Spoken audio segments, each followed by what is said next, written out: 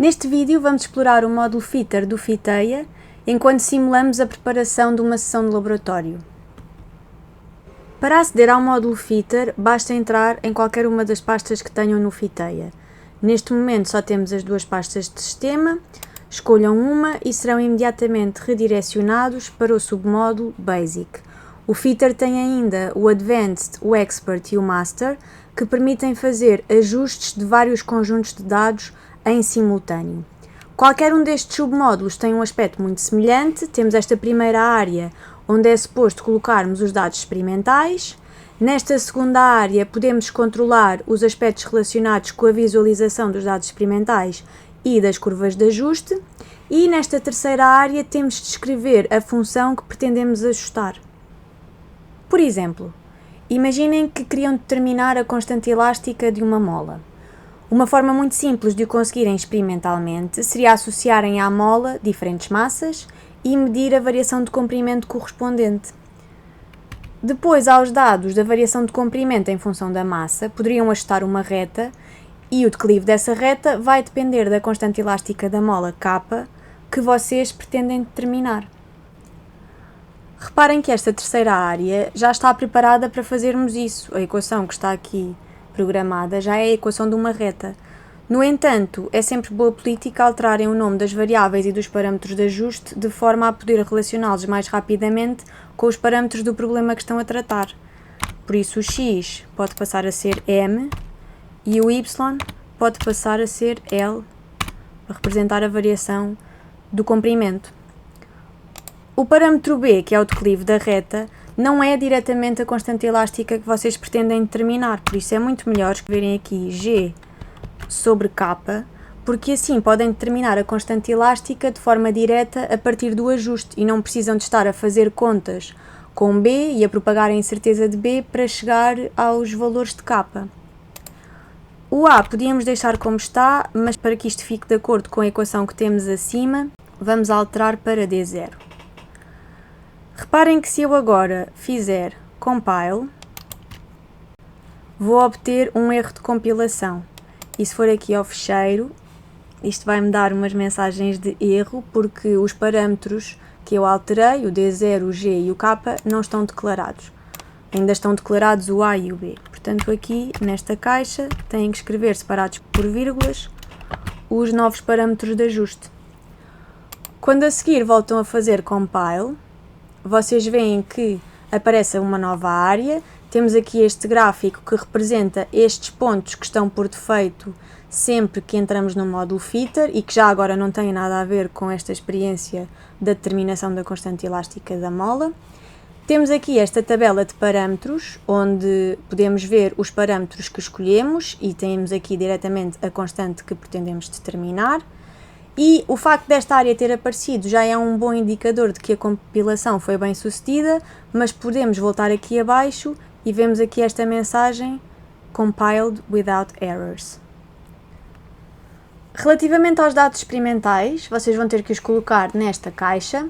A primeira coluna é a variável independente, neste caso seriam as massas. A segunda coluna é a variável dependente, portanto a variação de comprimento, e na terceira coluna é a incerteza da variável dependente.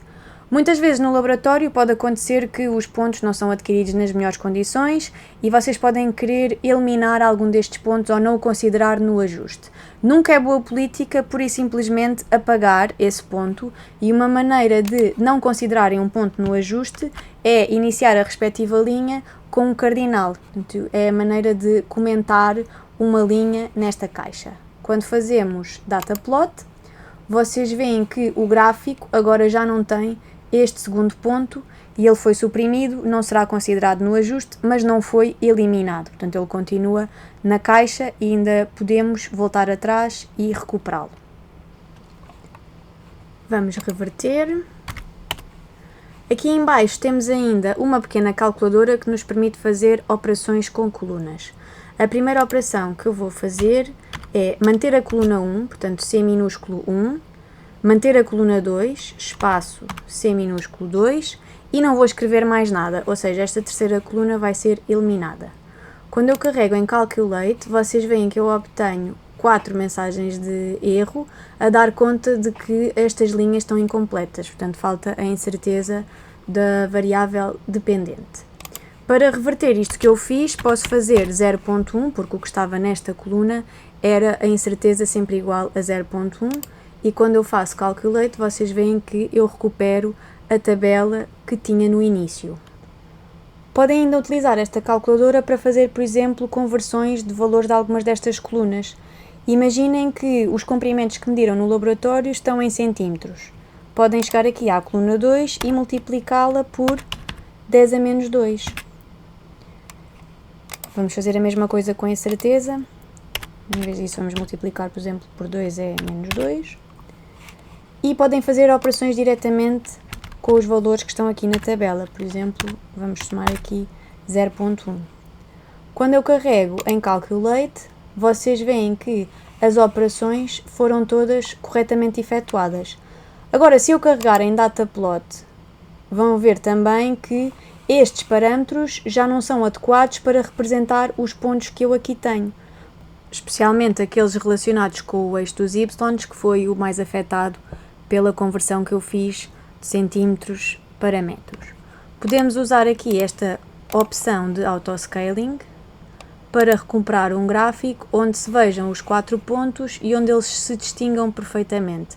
No entanto, esta opção nunca gera uma representação que seja adequada para apresentar num relatório ou num logbook. Portanto, a seguir a fazer um autoscaling, deve sempre haver um refinamento dos parâmetros relacionados com os eixos para otimizar a vossa representação dos dados e das curvas de ajuste e para facilitar a leitura de uma pessoa que vá ver o gráfico e queira localizar os pontos.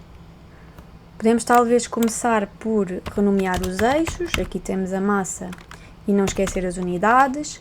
Aqui para escrevermos ΔL temos que fazer \8 para passar para um ambiente de letras gregas e o delta vai ser o D maiúsculo, e para voltar ao ambiente que por defeito está no Fitter fazemos \4 e agora podemos pôr um L, portanto isto se escreve ΔL e as unidades são metros.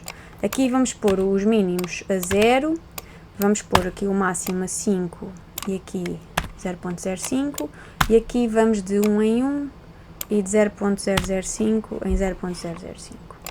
Quando eu faço Dataplot, eu tenho aqui uns eixos com uma escala com números mais redondinhos e um espaçamento mais agradável. No entanto, eu posso ainda melhorar aqui outro aspecto que é a precisão dos valores da escala. Se o meu incremento no eixo do X ou no eixo das massas é de 1 em 1, eu não preciso de 2 casas decimais de precisão, portanto aqui ponho 0 e aqui também tenho uma casa decimal a mais, posso pôr 3. Pronto, este gráfico em princípio já cumpre os requisitos mínimos. Gostava só de chamar a vossa atenção aqui para o número de tracinhos. Este número de tracinhos deve ser escolhido de forma a pelo menos não prejudicar a leitura do gráfico. Por exemplo, se eu escolher 2 tracinhos aqui no eixo dos y, eu vou estar a dividir um intervalo de 0.005 em 3, e isto é pior do que o que eu tinha há pouco, em que estava a dividir isto por 2. Torna-se mais difícil estimar as coordenadas destes pontos desta maneira. Então tenham sempre em atenção e escolham aqui um valor que esteticamente vos agrade. Por exemplo, se eu escolher 4 tracinhos, talvez a densidade de tracinhos seja muito grande e seja muito diferente no eixo das massas e no eixo dos comprimentos, mas facilita muito a leitura, porque vou de milésima em milésima e consigo estimar muito melhor as coordenadas destes pontos.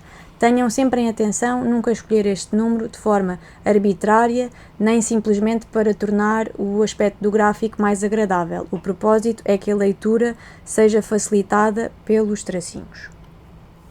Para finalizar, vamos identificar esta figura usando aqui esta caixinha. Portanto, se for uma subfigura, dá bastante jeito, nem que seja só introduzir aqui A, B ou C para nos referirmos à figura num relatório ou no logbook. Vamos introduzir também aqui uma breve descrição da experiência, determinação da constante elástica da mola, e para usar um índice, vamos chamar à constante elástica K índice 1. O índice é feito com um \S minúsculo. Este 1 vai ficar em índice e para voltar ao modo normal fazemos \n.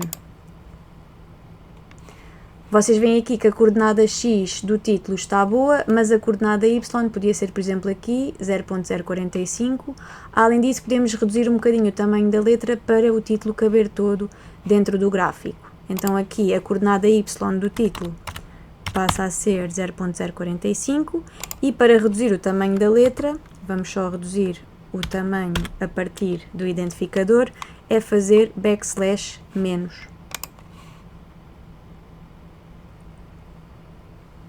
Bom, e creio que depois deste tutorial estão em condições de explorar algumas outras funcionalidades do módulo Fitter de forma mais autónoma. Nomeadamente, vejam aqui este link, Calculate How To, onde vão encontrar outras operações que podem fazer também com colunas usando esta calculadora. Explorem aqui o Fonts e o Typesetting. Nós usamos vários ambientes já, o \4 é o que está por defeito, usamos o \8 para pôr letras gregas, o \- para reduzir o tamanho, o \S minúsculo para pôr o 1 em índice, não é? Do K1, mas vocês vejam todos estes ambientes, há de facto pouca coisa que vocês não conseguem escrever no Fiteia, portanto explorem o resto sozinhos e nós vemos no próximo vídeo.